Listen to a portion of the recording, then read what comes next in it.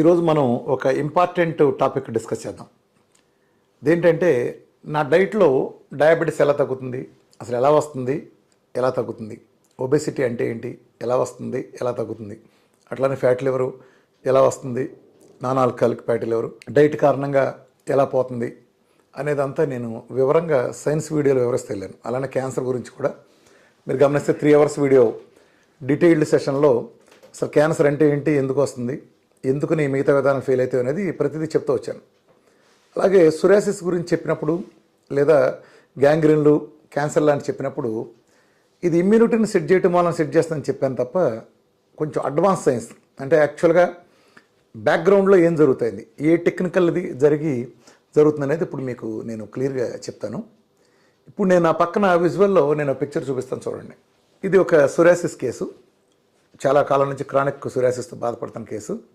చర్మం చూడండి ఏ రకంగా పాడై ఉందో మీరు గమనించవచ్చు. దాదాపు ఒక దశాబ్దం పాటు అలా ఉన్న ఇష్యూ చక్కగా ఎలా తగ్గిపోయింది 2 నెలలు డైట్ చేస్తే, ఇంత ఫాస్ట్గా వెంటనే డైట్ చేస్తే ఇంత ఇదిగా చూడండి. మీరు చర్మం ట్రేసెస్ కూడా లేకుండా మాయమైపోయి కొత్తది వచ్చిందంటే ఏం జరిగింది, బ్యాక్గ్రౌండ్లో ఏం జరిగిందంటే మన శరీరంలో కొన్ని కోట్ల కొద్ది సెల్స్ ఉంటాయి, కోటాను సెల్స్. ఇది ప్రతిరోజు పుట్టడం చనిపోవటం ఇదంతా చాలా కామన్, ఒక రీసైకిల్. ఈ చైర్లో ఒకటి లేచిపోతే ఇంకోటి కూర్చుంటుంది. ఇట్లా ఇప్పుడు నేను మీతో మాట్లాడుతున్న సమయంలో కూడా కొన్ని కోట్ల సెల్స్ నాలో చనిపోయి కొత్త సెల్స్ పుడుతుంది. ఇది ఒక నిరంతర ప్రాసెస్, ఎందుకంటే body is made up of cells. So cell ప్లేస్లో సెల్ కూర్చుంటుంది. ఓకే, మీకు తెలుసు మన డైట్లో గ్లూకోజ్ ఉండదు. గ్లూకోజ్ ఉండదు కాబట్టి ట్రైగ్లిజరైడ్స్ అనే ఫ్యాట్ మన డైట్లో రాదు. మన డైట్ని 2 రకాలుగా ఇస్తాను.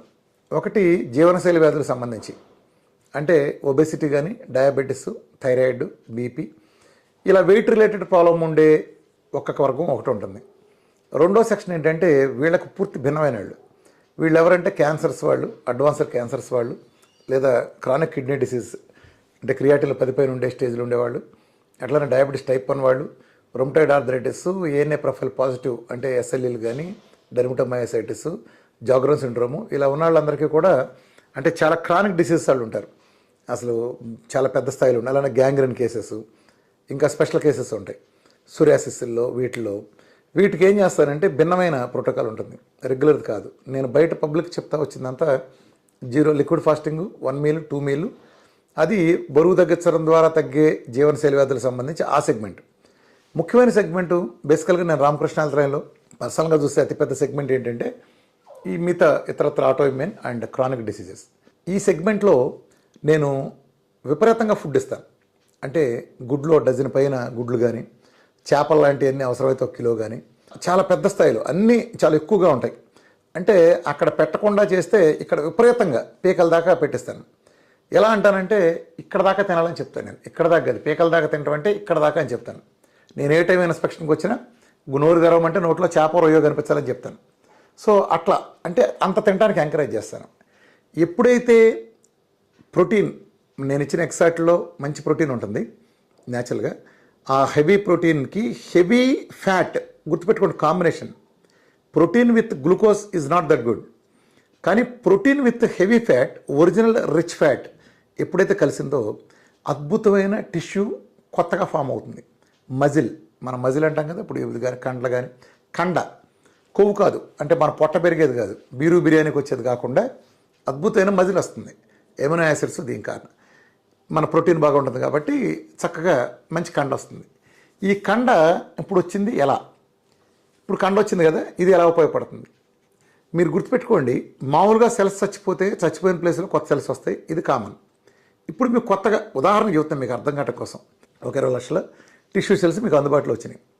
వీటిని శరీరం ఎక్కడ కూర్చోబెట్టాలి, శరీరం ఎక్కడైతే వీక్ పాయింట్ ఉంటుందో అక్కడ కూర్చోబెడుతుంది. మీకు మామూలుగా ఉదాహరణ చెప్పాలంటే ఒక పెళ్ళికి వెళ్ళారు, ముందుగా ఫస్ట్ బంతిలో లేబర్ పిల్లలు ముందు వచ్చి కూర్చున్నారు అనుకోండి. పెద్ద మనుషులు రాగానే ఆర్గనైజర్లు ఏం చేస్తారు, అరే లేవంటారని లేపేస్తారు. అట్లానే ఎప్పుడైతే ఒక మంచి సెల్ వచ్చిందో, అద్భుతమైన కొత్త సెల్, దాని ఒక టిష్యూ వచ్చిందో, అది ఏం చేస్తుందంటే శరీరంలో ఎక్కడైతే లోపం ఉందో ఆ సెల్ని రీప్లేస్ చేసి ఆ ప్లేస్లో కూర్చుంటుంది. అందుకే మీరు చూడండి, ఇప్పుడు మళ్ళీ చూడండి సొరియాసిస్ పిక్చర్లో ఎంత క్లియర్గా అది ఎలా వెళ్ళిందంటే ఈ 2 నెలల కాలంలో వాళ్ళు కొంచెం బరువు పెరగటం, ఆ పెరిగింది టిష్యూ అందుబాటులో రావడం చేత అలా జరిగింది. అట్లనే ఇంకో పిక్చర్ చూపిస్తాను. అది చూడండి. ఇది ఒక గ్యాంగ్రీన్ కేసు. మీ గ్యాంగ్రీన్ కేసులో కాలుకి ఆల్మోస్ట్ గుంట పడినట్టుగా వచ్చేస్తుంది. బై ద టైం నా దగ్గరికి వచ్చేటప్పటికి నలుపుతో అలా ఉండదు, సర్వనాశనం చేసుకొస్తారు. వచ్చేటప్పటికి అసలు లోపలికి గుంట పడిపోయినట్టు ఇంత గుంటలా పడిపోయి ఉంటుంది. ఇప్పుడు ఈ కాలు చూడండి, పక్కన ఒక ఆవిడ అలా కాల్లో దీంతో గ్యాంగ్ని తీసేయాలనే స్టేజ్లో వచ్చారు. పురుగులు కూడా వస్తున్నాయి. ఆ స్టేజ్లో డైట్ చేస్తే మామూలుగా ఏం జరగాలి, ఇన్ఫెక్షన్ తగ్గిపోతే పుండు మాడిపోవాలి. కానీ ఈ ఫోటో మీరు జాగ్రత్తగా చూడండి, కొత్తగా కండ వచ్చి అక్కడ కూర్చొని చూడండి, అంటే రీప్లేస్ అయిపోయింది. ఇదేంటి ఇన్ఫెక్షన్ ఊండు తగ్గటం అంటే ఇతర అలోపతిక్ కానీ ఇతర వ్యవస్థల సిస్టంలో కొత్తగా మజిల్ రాదు. వాళ్ళు జస్ట్ ఆ ప్లేస్లో గుంట అలా ఉండిపోతుంది. మీరు అది పూడిపోయినా గుంట ఉండిపోతుంది. ఇప్పుడు మీరు జాగ్రత్తగా గమనించండి. ఇప్పుడు నేను కొన్ని కేసెస్ బహుశా కలర్లో అలౌ చేయకపోవచ్చు, అది చూడండి ఒకసారి, బ్లాక్ అండ్ వైట్లో వేస్తాను. అంతకుముందు గుంటలాగా ఒక పెద్ద పుండు, తినేసిన పుండులాగా ఉండేది, కొత్త స్కిన్తో ఎలా రీప్లేస్ అయింది మీరు చూడండి. అంటే ఏం జరిగింది? Simple analogy. ఒక కాంట్రాక్టర్ రోడ్ వేసాడు అనుకోండి, ఒక సంవత్సరం తర్వాత గుంటలు పడినాయి వర్షాలకి. ఇప్పుడు ఆ కాంట్రాక్టరు గుంటలు పొడచాలి కదా, ఏం చేస్తాడు? ఒక లారీ కంకర సిమెంట్ తీసుకుని వెళ్తాడు, ఉదాహరణ చెప్తున్నాను. వెళ్తాడు, వెళ్ళినప్పుడు వేసిన రోడ్డు అంతా పొరుస్తాడు దాన్ని కాదు, ఎక్కడ గుంటలోనే అక్కడే పొడుస్తాడు. మీరు గమనించండి, ఎక్కడైతే మజిల్ ఉండాల్సిన నీడ్ ఉందో సరిగ్గా ఆ గుంటలాగుండే ప్రాంతంలోనే అది పూడ్చడం. చూడండి ఎంత క్లియర్గా ఉందో. మీరు ఇంకా ఒకటి రెండు పిక్చర్స్లో కూడా మీరు గమనించవచ్చు. ఒక నిమిషం చూడండి. అంటే వూండ్ రికవర్ అలా జరుగుతుంది. ఎప్పుడైతే డైట్ ద్వారా కొత్త మజిల్ అందుబాటులోకి వచ్చిందో ఆ మజిల్ వెళ్ళి వీక్గా ఉండే పాయింట్లని ఎడంకాలతో తన్ని మరి కూర్చుంటుంది. అది క్యాన్సర్ అయితే క్యాన్సర్ సెల్లను తన్నేసి అక్కడ కూర్చుంటుంది. అట్లానే గ్యాంగ్రీన్ అయితే మీరు ఇప్పుడు గమనించారు కదా, ఇలాంటిది కూర్చుంటుంది. క్రానిక్ సోరియాసిస్ అయితే మీరు చూడొచ్చు పిక్చర్స్లో కూడా, అంటే బహుశా బ్లాక్ అండ్ వైట్లో ఉండొచ్చు అవి. అది కూడా చూడండి ఏ రకంగా వూండ్ హీలింగ్ జరిగి కొత్త టిష్యూ అక్కడ రీప్లేస్ చేస్తాం చూడండి. ఇప్పుడు ఆ కాంట్రాక్టర్ కేసుకు వస్తే అతని చేతిలో ఒక లారీ కంకర ఉంది కాబట్టి పూడ్చాడు, గుంటలు పడిందని. ఇప్పుడు అతని చేతిలో కంకర లేకపోతే రోడ్డుని ఎలా పూడుస్తాడు? చచ్చినట్టు కంకర కావాల్సిందే. అర్థమైందండి?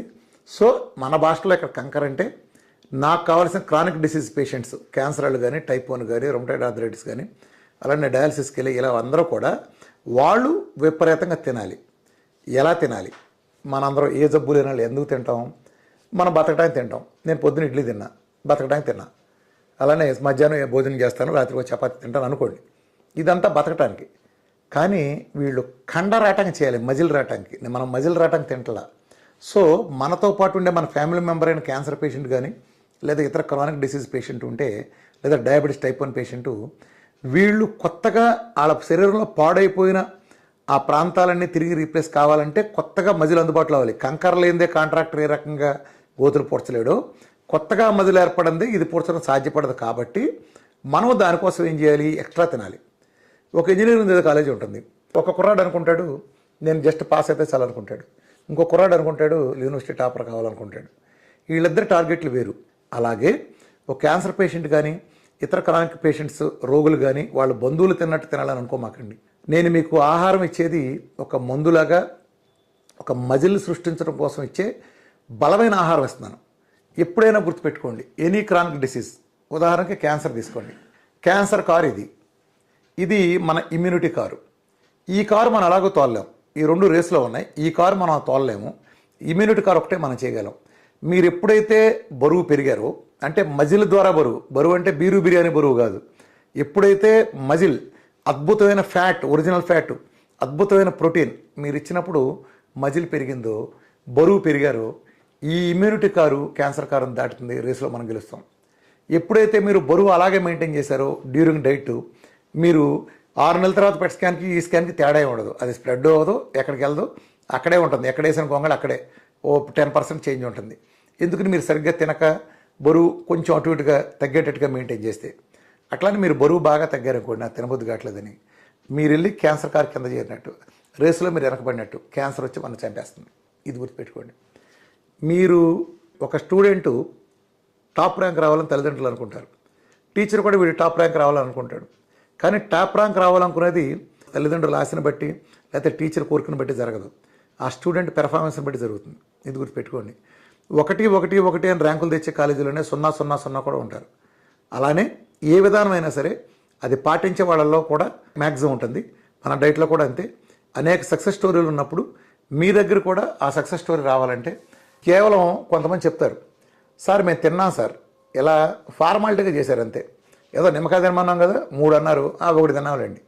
అట్లా నేను 4 లీటర్లు నీళ్ళు తాగమంటే ఏముందిలే మనకి సరిపోతుందిలే 3 లీటర్లు సరిపోతుంది అనుకుంటాం.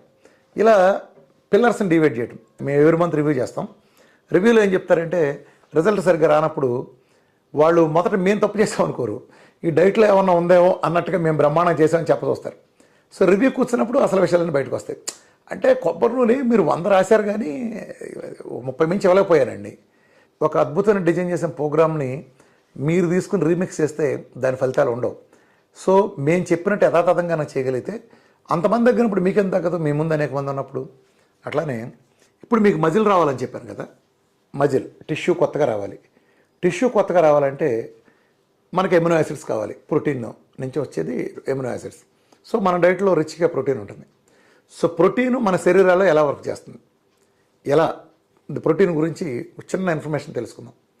ప్రోటీన్ ఏంటంటే మనకు ఇప్పుడు సపోజ్ ఎగ్లో ప్రోటీన్ ఉంటుంది, నాన్ వెజ్లో ఉంటుంది, నట్స్లో ఉంటుంది, కూరగాయల్లో ఉంటుంది, చాలా వాటిలో ఉంటుంది ప్రోటీన్ ఉంటుంది. ఒక్కో దాంట్లో ఎక్కువ, దాంట్లో తక్కువ ఉంటాయి.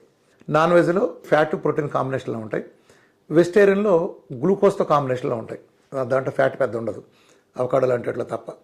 సో ఇక్కడ ఏం జరుగుతుందంటే ఇప్పుడు నేను 100 గ్రాముల ప్రోటీన్ కోడిగుడ్డు నుంచి తీసుకున్నాను. అంటే 100 గ్రాముల కోడిగుడ్డు కాదు, కోడిగుడ్డులో 100 గ్రాముల ప్రోటీన్ ఉంటే ఆ ప్రోటీన్ నేను తీసుకున్నాను. నేను ఆహారం నోటి ద్వారా తింటే 100 గ్రాముల ప్రోటీన్ నా బాడీ సింక్ చేసేసుకుంటుంది. ఇప్పుడు నేను నాన్ వెజిటేరియన్ తీసుకున్నాను, చికెన్ కానీ మటన్ కానీ. ఇది తీసుకుంటే నేను 100 గ్రాముల ప్రోటీన్ తీసుకున్నాను, 100 గ్రాముల చికెను మటన్ కాదు, 100 గ్రాముల దాంట్లోంచి వచ్చిన ప్రోటీన్ తీసుకున్నాను.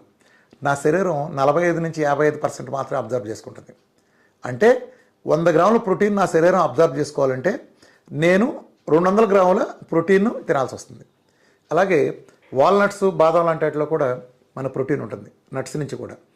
ఈ నట్స్ నుంచి కూడా తీసుకుంటే మనకి 100 గ్రాముల ప్రోటీన్ నేను తీసుకుంటే కేవలం 35 గ్రాముల ప్రోటీన్ మాత్రమే బాడీ సింక్ చేసుకుంటుంది, 30 టు 35 గ్రాముల మధ్యలో. అంటే నట్స్ ద్వారా నేను ప్రోటీన్ కనుక పెంపొందించుకోవాలంటే నేను 300 గ్రామ్స్ నట్స్ ప్రోటీన్ తినాలి, నట్స్ కాదు, నట్స్ ప్రోటీన్ తింటే కానీ నాకు 100 గ్రాములు రాదు. అదే ఇప్పుడు మన మష్రూమ్ కానీ పాలకూర ఇలాంటి వాటిలో కూడా ప్రోటీన్ ఉంటుంది.